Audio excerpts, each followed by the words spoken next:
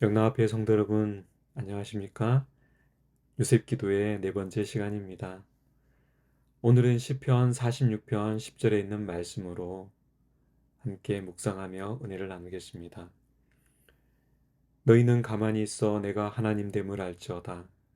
내가 열방과 세계 중에서 높임을 받으리라 하시도다. 아멘. 어, 경북 봉화에 저희 처가가 있었습니다. 산골 오지에 위치한 그곳에 복실이라고 하는 개가 있었는데요. 한 번도 시집을 못 간 늙은 노처녀개였습니다.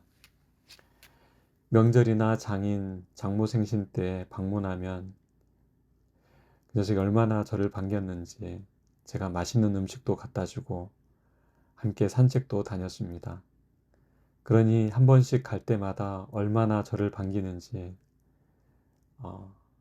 지금도 눈에 아이가 선합니다. 눈에 선합니다. 그런데 어느 날 장모님께서 전화를 통해 안타까운 비보를 전해주셨어요. 바로 복실이가 죽었다는 것입니다. 처음엔 늙어 죽었나 보다 생각을 했는데 그게 아니었어요. 이야기를 들어보니 가슴이 너무 아팠습니다. 장인어른께서 산책 나가실 때에 이 복실이가 한참 앞서가다가 갑자기 사라졌길래 한참을 찾으셨대요. 아무리 불러도 짖는 소리도 없길래 알아서 돌아오겠지 생각하고 그냥 집으로 발걸음을 돌리셨다고 합니다. 그런데 이튿날 밥을 주려고 복실이 집에 갔더니 녀석이 돌아오지 않고 그 집에 없는 것이었어요. 혹시나 해서 이곳에 설치해 두었던 덫을 확인하러 가셨는데 그 가운데 한 곳에서 복실이를 발견하셨다고 합니다. 가까이 가서 보니 다리 하나가 걸려 있었다고 해요. 얼마나 덫에서 빠져나가려고 애를 썼는지 가죽이 벗겨지고 피를 많이 흘리고 있었다고 합니다. 너무나 안타까워 장인어른께서 덫을 풀어주려고 하는데 가만히 있으면 될 것을 오히려 힘을 주며 스스로 덫에서 빠져나가려고 애를 쓰더니 덫을 풀려고 애쓰는 장인의 팔을 그 녀석이 힘껏 물어버리고 말았다고 합니다. 그래서 저희 장인어른이 순간적으로 놀라셔서 그 녀석으로부터 이렇게 떨어져서 그냥 돌아오셨다고 해요. 지금껏 한 번도 주인을 물지 않았던 순둥이 녀석이 하필 왜 그랬는지 아마 너무 아파서 그랬겠죠. 가만히 있었으면 됐을 텐데 너무나 아쉬운 상황이었던 거죠. 결국 덫을 풀지 못하고 내버려 둘 수밖에 없었는데 나중에 가서 보니 덫에 묶인 채 죽어 있는 것을 장모님이 발견하시고는 전화를 주셨던 겁니다. 오늘 말씀이 포함된 시편 46편은 히스기야가 아수르 왕 사네립의 침략을 당한 사건, 즉 열왕기하 19장을 배경으로 삼고 있는 시입니다. 여러분, 아수르는 당대 고대 근동 지역을 지배하던 대제국이었죠. 기원전 722년 북방 이스라엘을 멸망시킨 아수르는 7년이 지난 715년 드디어 유다를 침공합니다. 히스기야는 항복하고 조공을 바칠 때니 돌아가기를 요청하였지요. 하지만 아수르 왕은 은 300달란트, 금 30달란트를 바치라고 무리한 명령을 내리고 맙니다. 하지만 히스기야는 살기 위해서 성전과 왕궁에 있던 은을 다 내어주고 그리고 성전 문의 금과 기둥에 있는 금까지 다 벗겨서 바치게 됩니다. 히스기야는 자신에게 닥친 위기 앞에서 자신이 할 수 있는 그 모든 힘을 그는 다 하여서 그 일을 해결하려고 했죠. 그렇게 자신의 있는 힘을, 젖먹던 힘을 다 해서 그렇게 일을 해내면 자신의 문제가 다 해결될 줄로만 그는 알았습니다. 하지만 사내립은 대군을 이끌고 예루살렘에 있는 히스기야를 치라고 명령을 내립니다.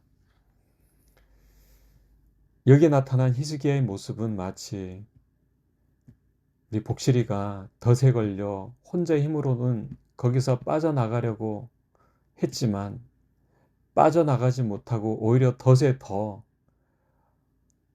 꽉 조여서 벗어나지 못하고 살가죽이 벗겨지고 피를 흘리는, 그래서 탈진해서 어떻게 할 수 없는 그 녀석의 모습과 크게 달라 보이지 않는다고 하는 것이죠.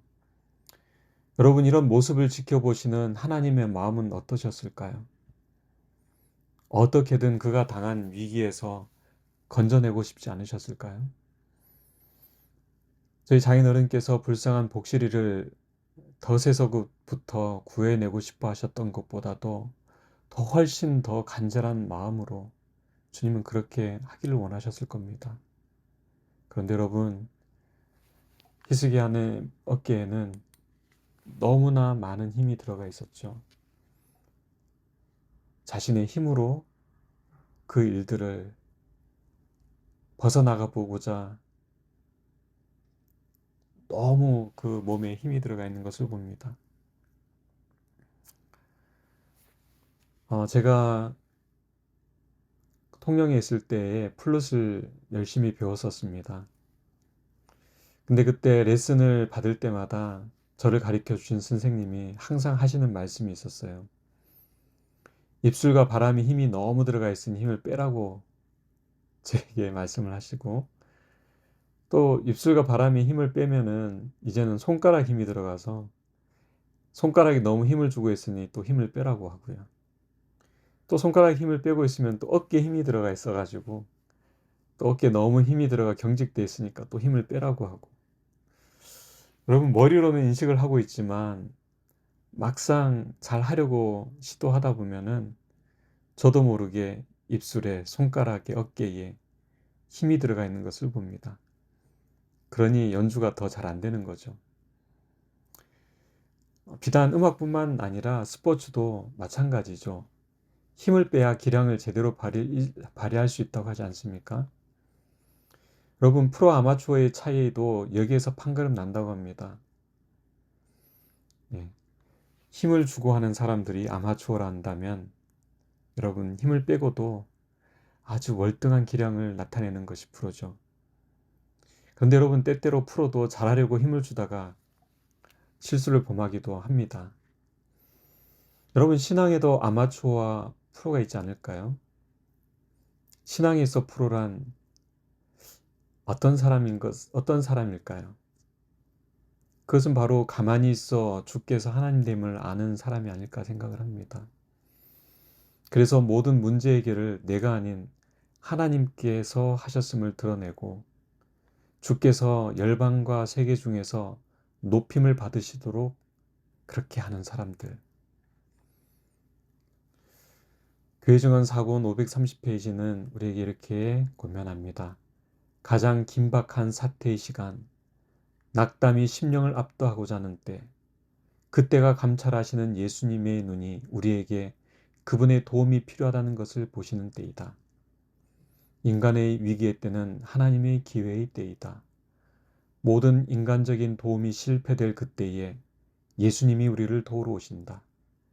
그리하여 그분의 임재가 어두움을 흩어버리고 음침한 구름을 거두어 버린다. 여러분, 결국 아수르 18만 5천 명의 군사들은 힘을 완전히 빼고 주님을 온전히 의지한 히스기야의 기도로 한날의 죽임을 당하였습니다. 히스기야는 하나님께 찬송을 돌리며 주님은 영광을 받으셨죠. 여러분, 오늘날 많은 교우들이 여러 문제로 어깨가 무겁고 힘이 들어갑니다. 여러분, 집안 문제는 더더욱 그렇죠.